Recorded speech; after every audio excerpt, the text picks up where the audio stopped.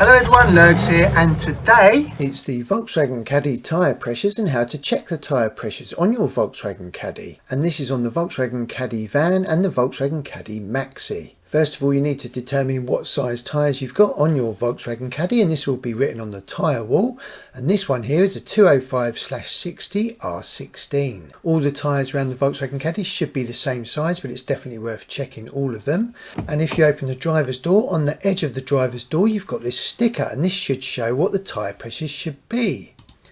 And this is showing the tyre pressures for the van only, so let's just enhance this picture and put up all the variants of the tyres. So this is a Volkswagen Caddy van and it's got 205/60 R16s. So with the full load in the back, it's saying that the tyre pressure on the front should be 42 psi and on the rear 46 psi. Now onto the Volkswagen Caddy Maxi. If you've got 195/65 R15s and there's not many people in the vehicle, it's 36 psi on the front, 36 psi on the rear. If you've got a full load, lots of people and lots of luggage, it's 39 psi on the front and 42 psi on the rear. If you've got 205/55 R16s or 205/50 R17s and you've not got many people in your Volkswagen Caddy Maxi, then 39 psi on the front and 39 psi on the rear. If you've got a full load of people and lots of luggage, it's 42 psi on the front and 46 psi on the rear. Once you know what the tyre pressure should be, you then need to go round to all four tyres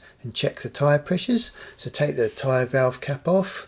This is on the front passenger side. I've just got an old school tyre gauge here. Always check the tyre pressures when the tyres are cold. Let's just check the pressure on this one.